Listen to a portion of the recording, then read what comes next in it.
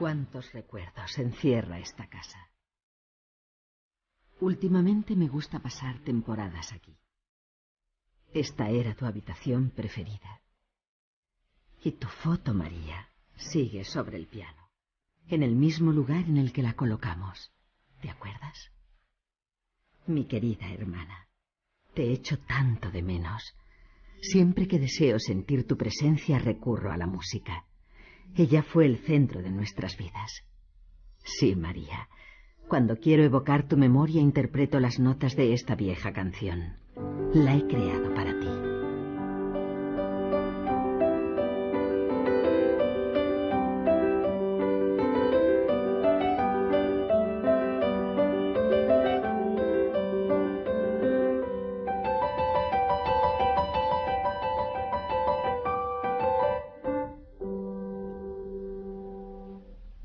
Hace tanto tiempo que te has ido. Ay, si supieras cómo te añoran los amantes de la ópera. Muchos son jóvenes y no te han conocido, pero tu luz, María, sigue brillando aunque ya no estés. Estoy segura de que tu fama permanecerá en la historia del bel canto, porque has alcanzado la categoría de inmortal.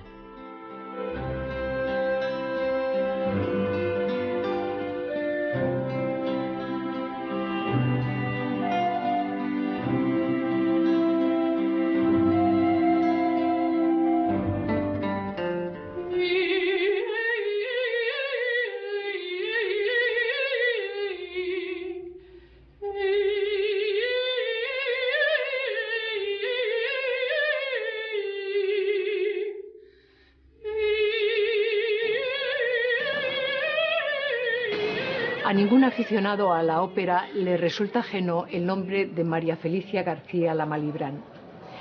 Poseedora de una hermosísima voz, dotada de una belleza extraordinaria y con un carácter fuerte e indomable, María se convirtió en una de las intérpretes líricas más importantes del siglo XIX.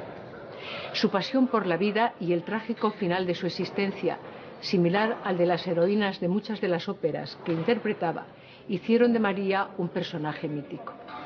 Su hermana, Paulina Viardot, excelente cantante, compositora y escritora, nunca alcanzaría la fama ni el fervor popular que María había despertado en el público.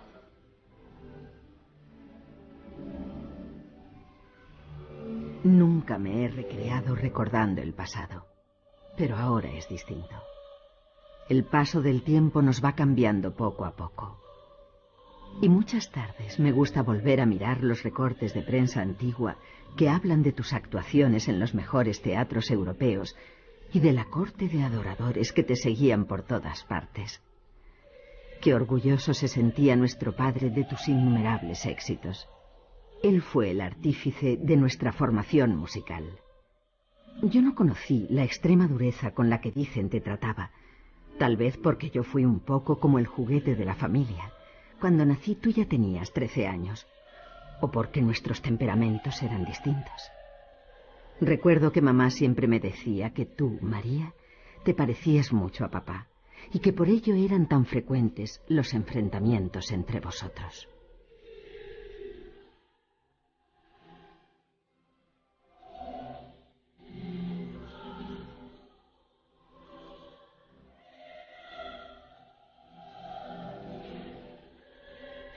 El matrimonio García Sitchez vivía feliz en España, donde todos conocían su buen hacer profesional. Tanto Manuel como Joaquina eran excelentes cantantes líricos. De no haber sucedido aquel desgraciado incidente, María, la segunda de sus hijos, también habría nacido en España, pero la familia hubo de salir precipitadamente debido a que Manuel García, en un altercado, dio muerte a un centinela, lo que le llevó, para evitar la cárcel o la muerte, a coger a su mujer y a su hijo y huir con ellos a Francia. Al año siguiente, en el mes de marzo de 1808, nacería en París su hija María. Muy pronto descubrió Manuel las cualidades musicales de la niña, a la que sometió a una durísima educación musical, de la que en muchas ocasiones él mismo se encargaba, debido a los viajes y cambios de residencia a los que sometía a su familia.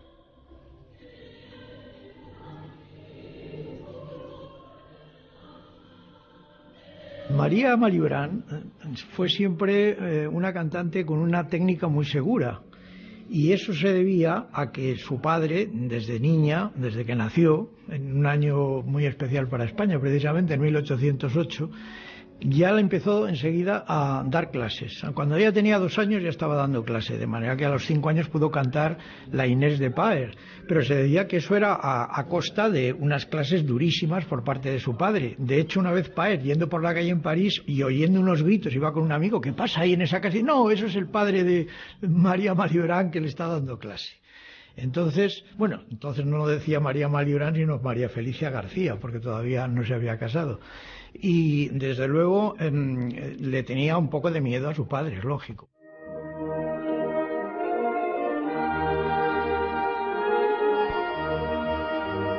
Corría el año de 1811 cuando los García decidieron trasladarse a Italia, estableciéndose temporalmente en Turín, antes de instalarse en Nápoles, que era el destino anhelado.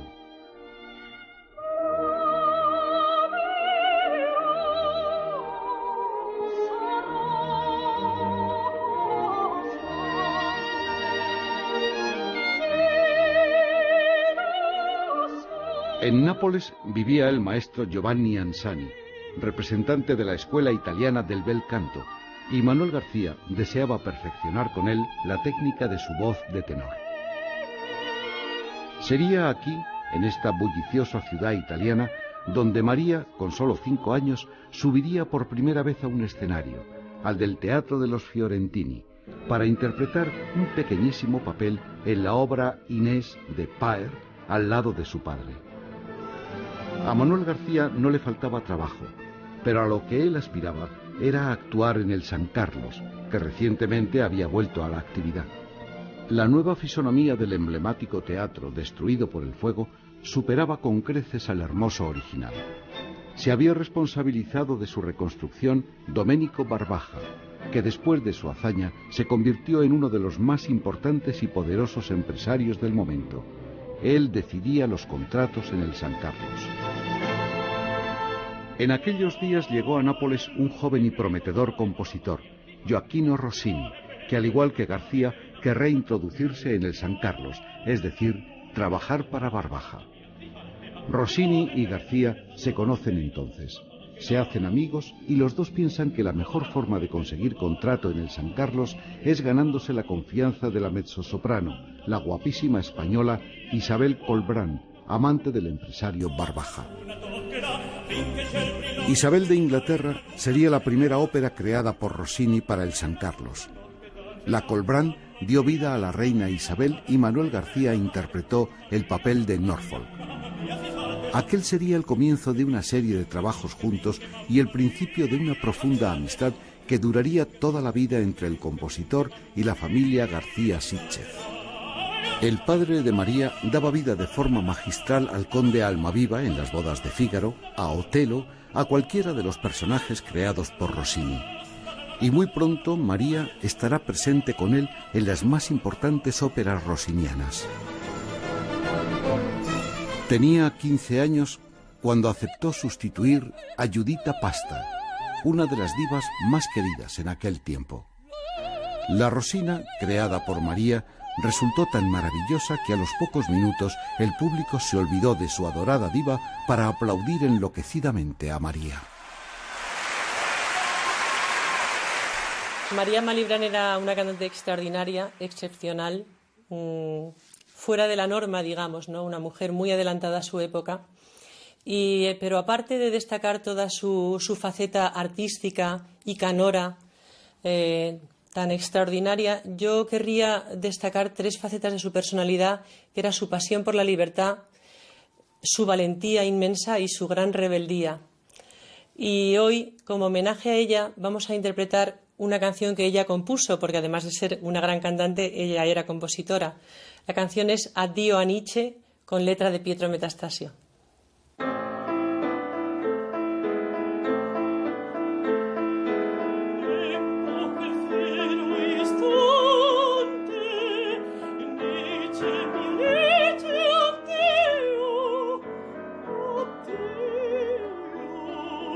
Come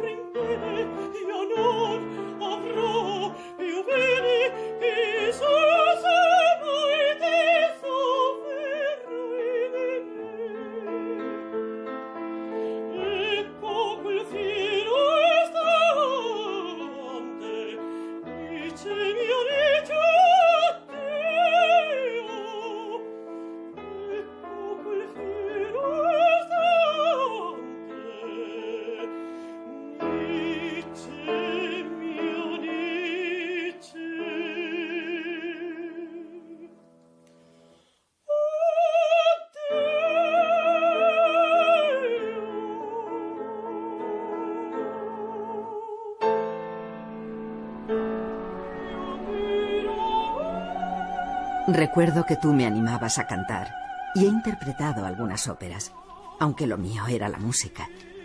Pero a pesar de ello, en opinión de los críticos, lo he hecho muy bien. Incluso cuando mis dotes de actriz no fueran tan buenas como las tuyas, ni mi personalidad tan fuerte como para imprimir en las heroínas a las que daba vida rasgos que las hicieran inolvidables, como solías hacer tú. Querida María, no sé si será por lo mucho que me hablaron de tu famosa interpretación de la Desdémona de Rossini, por lo que tal vez me fijé más cuando tuve la oportunidad de escucharte. Pero la verdad es que nadie ha conseguido nunca mover a la compasión como tú, ante las garras de Otelo.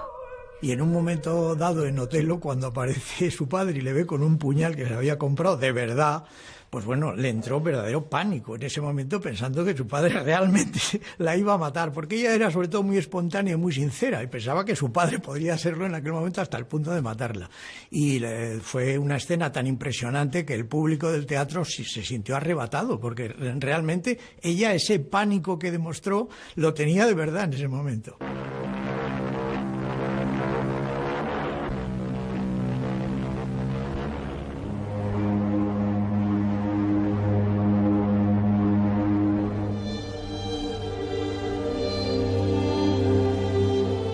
Después de sus actuaciones en Italia, Francia e Inglaterra, Manuel García consiguió un contrato para trabajar en el Park Theatre de Nueva York.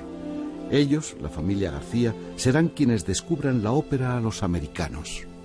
Cuando la compañía de Manuel García va a Nueva York en el año 1825, en una época muy temprana, cuando Rossini está todavía brillando en toda Europa, lleva por primera vez en realidad la ópera América. En Nueva York solo se habían visto algunas operetas inglesas sin importancia ninguna, de músicos muy secundarios, y de pronto en Nueva York se dan cuenta del tesoro que supone la ópera a través de las óperas de Rossini que lleva allí la compañía de García, incluso algunas obras propias, porque él escribió una Semirámide, La hija del aire, que Gozzi le calcó a Calderón, y sobre ese tema hizo una ópera espléndida que estando allí en América, precisamente para que vieran que no solamente era un gran cantante, García, el padre de la Malibran, sino también un buenísimo compositor. María tenía entonces 17 años y sus interpretaciones entusiasmaban a los neoyorquinos. El éxito le sonreía, pero no puede seguir soportando la presión a la que la somete su padre y quiere alejarse de él. Los enfrentamientos entre padre e hija eran cada vez más frecuentes y María deseaba poner fin a aquella situación. La ocasión se presentará durante su estancia en Nueva York. Pues estando en Nueva York es cuando conoce a un banquero, a Eugène Malibran, francés, y bueno, este hombre queda prendado de ella viéndola cantar en estas temporadas en el Park Theatre, y entonces contrae matrimonio. Ella, la verdad es que no se casa muy enamorada, se dice que se casa un poco para huir de esa severidad de su padre, de esa vida tan estricta a la que estaban sometidos todos los García en ese momento, en el que el padre controlaba toda la familia, porque entre otras cosas, claro, era mucho más barato para él que la mitad de la compañía fueran todos miembros de la familia. Viardot todavía era pequeña entonces, se llevaba unos pocos años, pero ya empezaba también a cantar. Sí, las dos hermanas fueron dos cantantes formidables y la madre también lo era. María prefirió aceptar la proposición de matrimonio que le hacía Eugène Malibran, un banquero francés 28 años mayor que ella, que residía en Nueva York, antes que seguir al lado de su padre, que aprobó la decisión de su hija, pero que abandonó Nueva York después de la boda.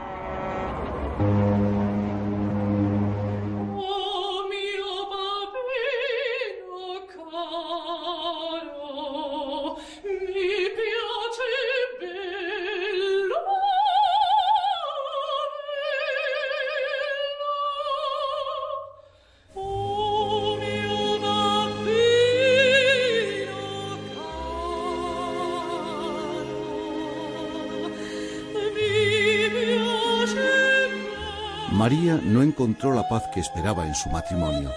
Después de muchos desencuentros y disputas, logró que su marido la dejara regresar a Europa, pero eso sí, con la promesa de que desde allí lo seguiría ayudando más eficazmente. María, acompañada de su cuñada, Madame Chastelain, llegó a Francia con 19 años y un nuevo nombre, la Malibran. Últimamente estoy bastante sola y muchas tardes recurro a la música. Solo ella consigue evadirme de la a veces incómoda realidad.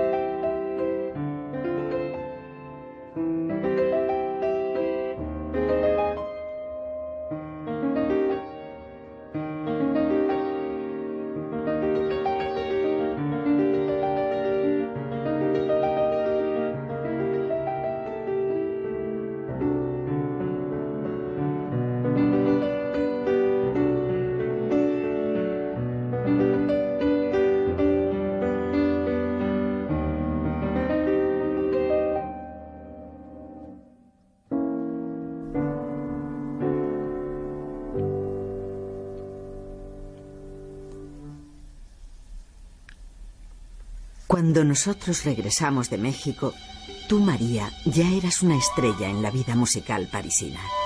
Nuestro viaje había sido un fracaso y papá estaba cada día de peor humor. Recuerdo que no quería saber nada de ti. No aprobaba que vivieras sola, independizada de toda tutela. Mucho tiempo después, Mercedes Jaruco, la condesa de Merlín, me contó cosas de entonces. Me habló de cómo te había apoyado a tu llegada, organizando recitales en su casa para darte a conocer. También me contó tu amistad con el marqués de Lafayette, cuya influencia sería definitiva para conseguir la anulación de tu matrimonio. Pero ¿sabes lo que no olvidaré? El día que papá y tú os reencontrasteis en el escenario del Teatro Italiano. Fue algo indescriptible. En el Teatro de los Italianos se prepara esa representación con conocimiento de María, pero con desconocimiento de su padre. El padre, que ha estado tanto tiempo sin verla y ella a él, no sabe que va a encontrarse con la hija. Esto le da una espontaneidad tremenda al hecho del encuentro en plena representación. Y eso está reflejado en todos los documentos de la época que se tienen sobre la descripción del hecho, de la manera que un hombre que estaba envejecido, que estaba hundido, que estaba muy deteriorado y que aquello se mostraba en su voz, al ver a la hija, recupera como un fogonazo toda su vitalidad, recupera sus ganas, su arte, y aparte de la emoción del encuentro, de abrazarla, de llorar los dos. La voz de ese padre, porque la de ella estaba intacta, pero la voz de ese padre recupera su grandeza, su tono, aquel que le había hecho ser en aquel momento el mejor barítono de Europa. Y eso es lo que a la gente le arranca las lágrimas, ese encuentro en el Teatro de los Italianos. María poseía una voz con ilimitadas posibilidades. Era muy guapa y estaba dotada de grandes dotes interpretativas. Reunía todo para ser una gran estrella. París la recibirá con los brazos abiertos.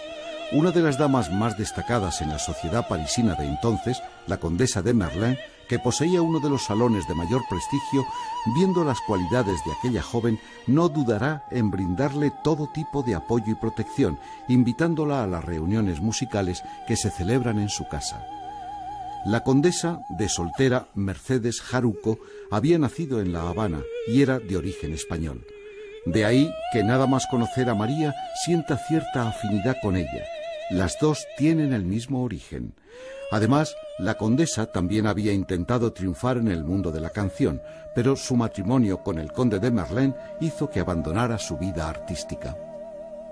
Ella tenía una técnica prodigiosa, entonces en cada lugar que cantaba empezó a entrar ya en los salones y a ser conocida. Berlioz, por ejemplo, la llegó a llamar al conservatorio para que interpretara una de sus obras. Además era una mujer muy espontánea, muy sencilla, tenía ese carácter andaluz, era como buena andaluza que era, aunque hubiese nacido en París, pero en fin, se había criado en una familia sevillana y tenía todas esas características de espontaneidad y de gracia que tienen en esa parte de España, ¿no? Y eso le abrió todas las puertas de París. Era una mujer tan simpática, cantaba las cosas de todo el mundo. Chopin se enamoró de ella y habla de ella, pues lo mismo que de la pasta, como de las dos verdaderamente sublimes, divinas, ¿no? Ahí empieza la palabra divina a usarse. María es feliz en aquella sociedad que reconoce su arte, adora su voz y se rinde ante su belleza. Los teatros más prestigiosos de entonces se disputarán la presencia de la joven cantante. Un día María recibe la invitación de los príncipes de Chimay para pasar unos días en su palacio, en el sur de Bélgica. María acepta encantada. Desea volver a ver a la princesa, la española Teresa Cabarrús. Aunque tal vez lo que más desea sea encontrarse de nuevo con el joven violinista belga, en el que no deja de pensar desde el día en que se conocieron. La ilusión se convierte en realidad y María vuelve a encontrarse con Charles de Beriot.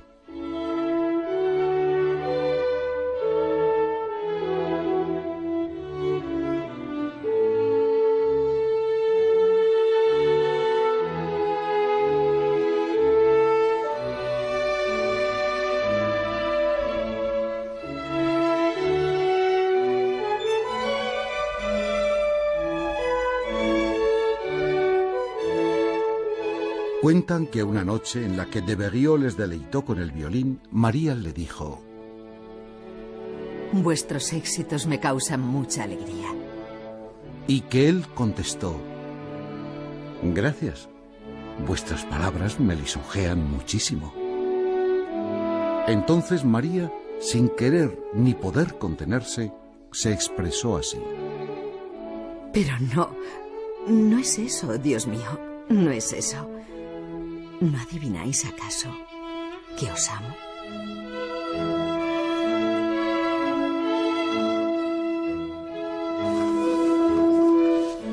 Creo, María, que siempre fuiste muy valiente en el amor.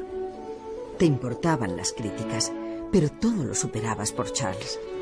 Cansada de esperar el divorcio, decidisteis vivir juntos. Todos sufrimos, especialmente papá. Nunca conocería al bebé. Tal vez la tristeza por la muerte de nuestro padre influyó en tu estado de ánimo y contribuyó a que el parto fuera complicado. La niña no logró sobrevivir. Años más tarde, cuando nació Charles Wilfride, tu hijo, y lo dejaste a los pocos meses al cuidado de mamá para cumplir tus compromisos de trabajo, me sorprendió que Charles y tú os fuerais tan felices. Os amabais tanto. Querida hermana, te voy a revelar algo que jamás le he dicho a nadie. Creo que tú querías mucho más a Charles que él a ti. Su comportamiento ante la certeza de tu muerte me pareció horrible, y he luchado toda mi vida para dominar esta impresión. Charles de Beriot era entonces, casi se puede decir que el precedente o el de Sarasate de español, o entonces una especie de segundo Paganini que había destacado sobre todo por su delicadeza. Era un violinista muy fino, se dice que tocaba con una gran delicadeza, como luego más tarde se decía de Sarasate, no con esa fuerza que lo hacía Paganini. Entonces tenía conciertos por todas partes, tenía el síndrome del intérprete, de que lo tienen los pianistas, los violinistas, etcétera, que es de cumplir con los contratos que tiene. Entonces tuvo que salir disparado sin caso del tema de que tenía allí su mujer muerta, y sabiendo que allí le iban a hacer un entierro como es debido, y desapareció divorció rápidamente sin hacer ninguna gestión más. Pero eso no quiere decir que no estuviera enamorado de ella. Yo creo que era un matrimonio que se llevaban muy bien. Creo que el matrimonio, que primero fue una relación muy liberal para la época y de hecho montó su pequeño escándalo, puesto que ella no podía casarse aún al no obtener el divorcio de su primer marido, no era equilibrado en el sentido de que la fuerte era ella.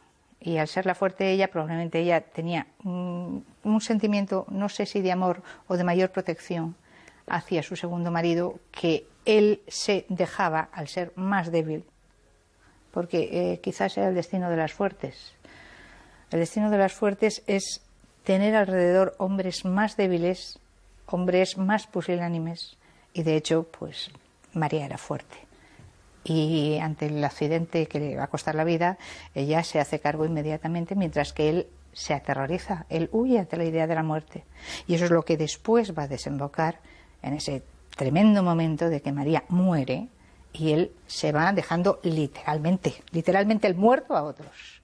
Él desaparece, porque él pertenece pues a ese punto de hombres cobardes que ante una realidad fea no la soportan y dan media vuelta y se van.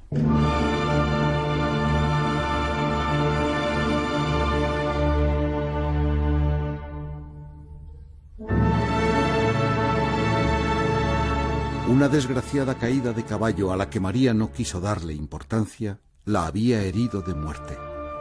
María siguió cumpliendo sus contratos cantando en diversas ciudades europeas, pero el final se acercaba.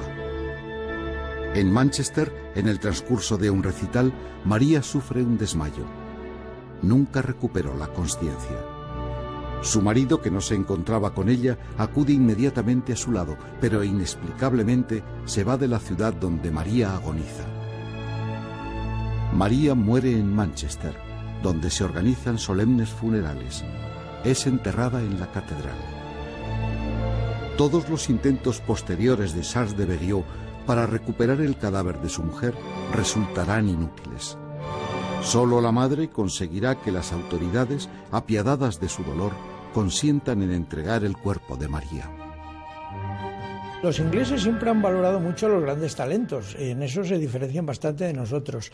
Y desde luego el que una cantante que había sido la reina del canto del romanticismo, considerada por George Sand y por grandes figuras, por el Alfredo de Musset, que escribió para ella unas estancias preciosas a su muerte, como eso, la verdadera divina del canto y de la música, no querían de ninguna manera que el cadáver saliera de allí. Para ellos hubiera sido pues hasta un motivo de turismo hoy día, ¿no? Y entonces también, porque los ingleses siempre han valorado mucho esto.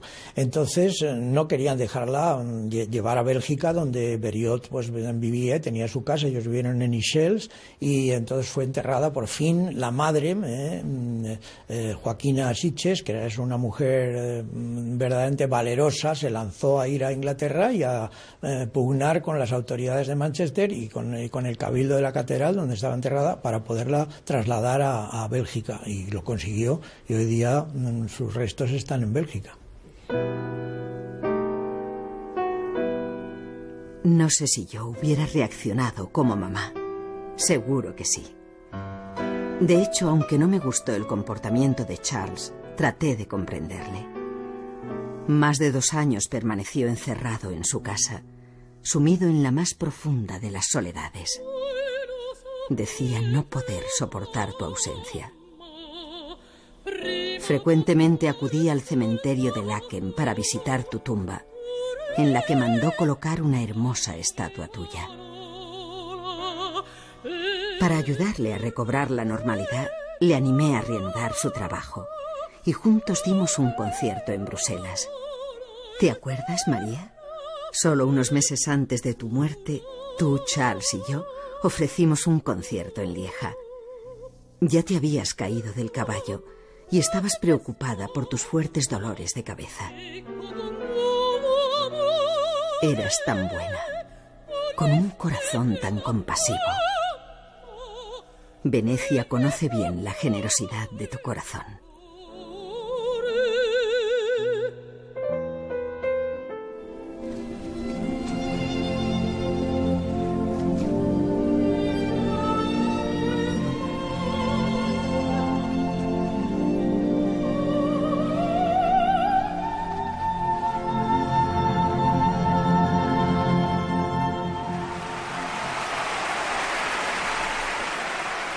En Venecia, como en otras ciudades europeas y americanas, la Malibran dejó el recuerdo imborrable de su prodigiosa voz.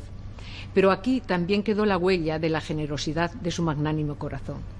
Este edificio, que está a mis espaldas, es el Teatro Malibran, o Malibran, como dicen los venecianos.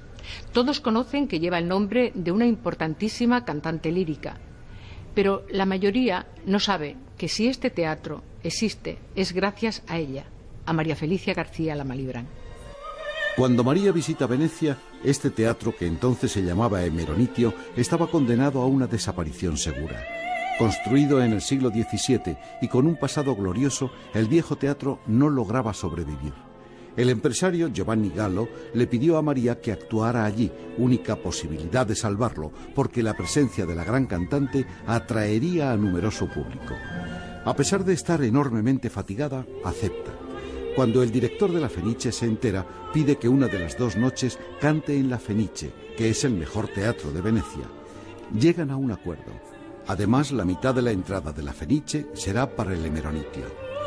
El empresario Gallo respiró tranquilo, pero su alegría es inmensa cuando María le dice que renuncia a cobrar.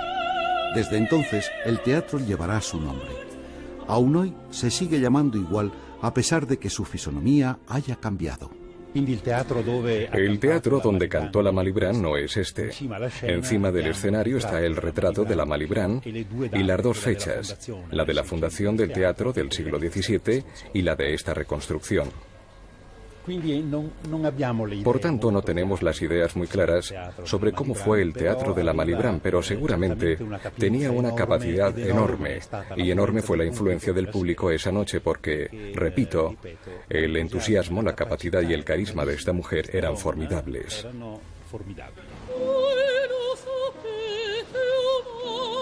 María vive en el Palacio Barbarigo de Venecia, un hermoso y antiguo edificio que se mira en el Gran Canal. Los días discurren felices para María, que es acogida por la sociedad veneciana con cariño y admiración.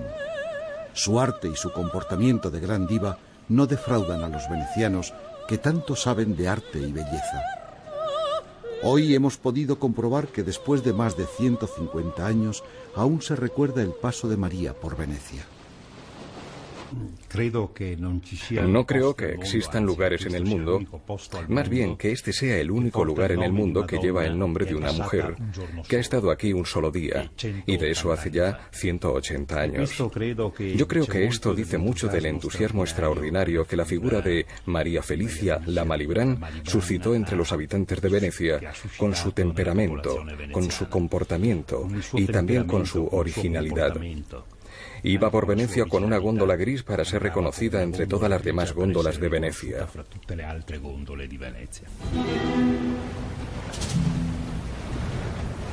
María ha encontrado por fin la felicidad. En esta ciudad que se dice de los enamorados, ella vive su apasionado amor por Salles-de-Brageau. En esta romántica y única ciudad, María conocerá la esperada y ansiada noticia. El Tribunal de Primera Instancia de París le ha concedido la nulidad de su matrimonio con el banquero Eugène Malibran. Era el año de 1835. Ya nada le impide unir su vida a la de su amado. En marzo de 1836 se casa en París con Salles-de-Brageau.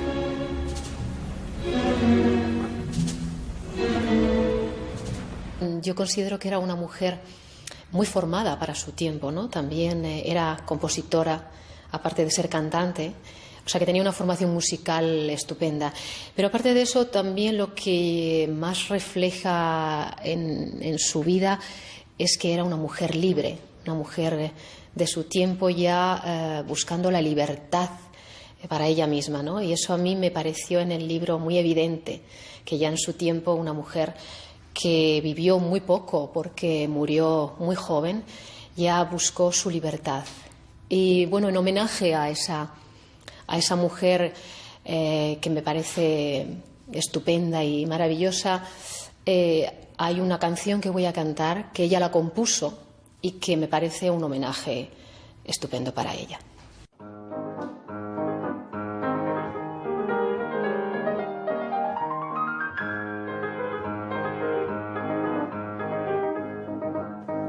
Je suis la Mayonnaise.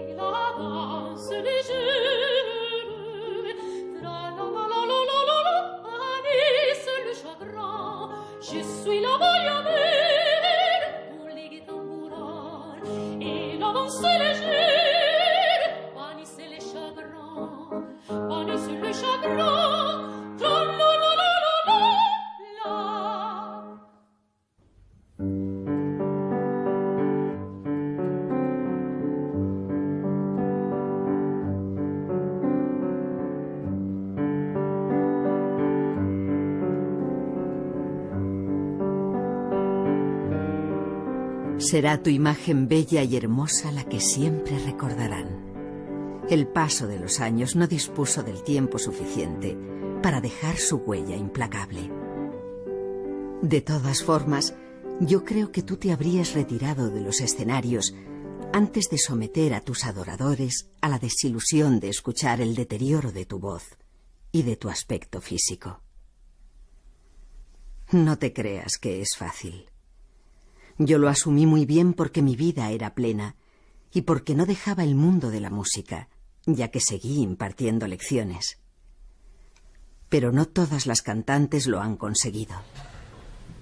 He podido presenciar hace unos años la decrepitud de Judith Tapasta, aquella espléndida mujer, con una de las voces más sobresalientes de su tiempo, aparecía en el escenario interpretando a Ana Bolena con la voz ronca y su arrogante figura enormemente deformada.